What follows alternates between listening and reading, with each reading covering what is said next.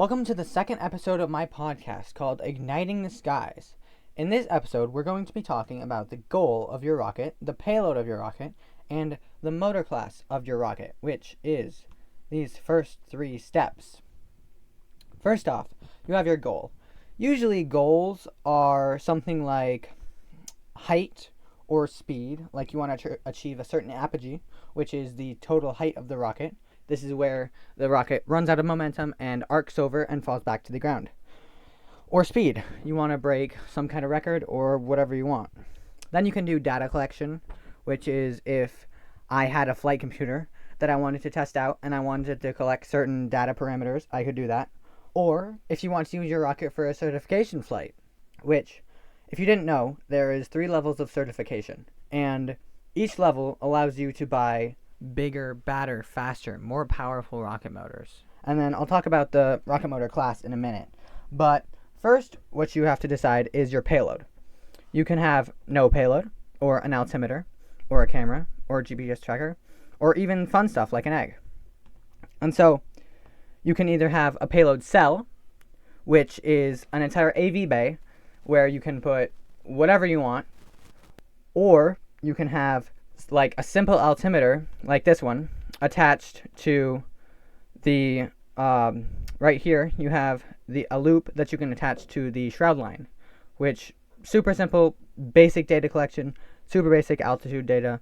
And then, so you can collect data with that, with something super simple like this, or you can make your own flight computer. And you don't have to make your own flight computer. There are commercial options available. I would not recommend making a flight computer from scratch for your first one. If you have experience soldering, I would recommend buying a kit and then putting the kit together, soldering it together, because that teaches you a lot of things, and it's actually really fun.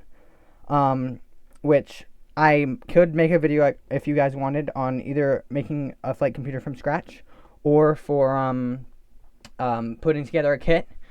Just let me know in the description, or let me know in the comments if you want to see a video like that, because I would definitely be interested in making one.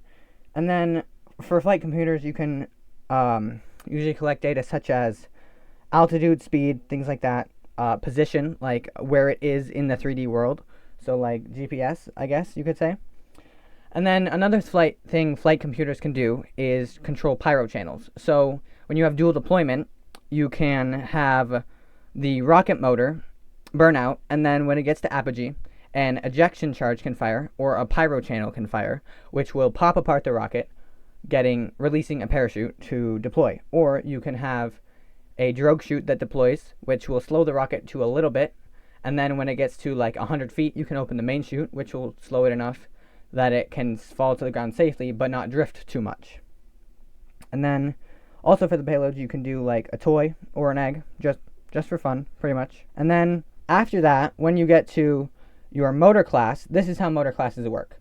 So I'm on just Wikipedia right now, and it's got simple equation for thrust, things like that. But then you have the motor classes, and so it goes each consecutive class doubles. So 1/4 A is twice the power of micro, half A is twice the power of 1/4 A.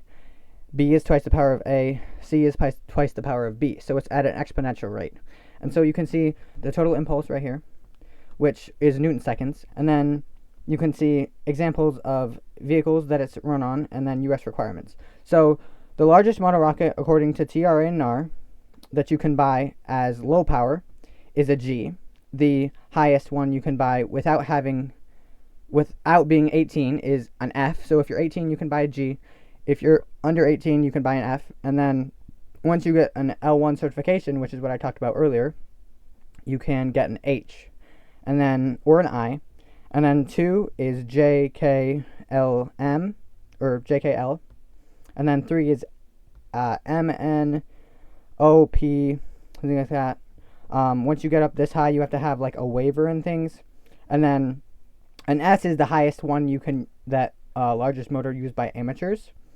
Then you have like the following motors are professional propulsion systems, which means NASA uses these. So like the Apollo 11 rocket that sent the people to the moon, that used a U motor. And then like you can see that that's so low that it's a U, but then you go all the way up to a AG, which is what the Saturn V flew on, or you can go all the way up to an AJ, which is what the Sea Dragon flew on. But the way that rocket motors are classified is that they have these numbers. And so, like this one right here, it's a B6-4.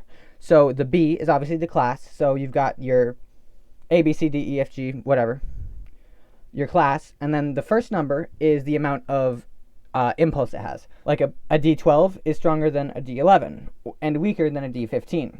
And then you've got the dash, and then the second number, which is like in the D12 case, it's a D12-5. That means that it has a 5-second delay before the ejection charge fires.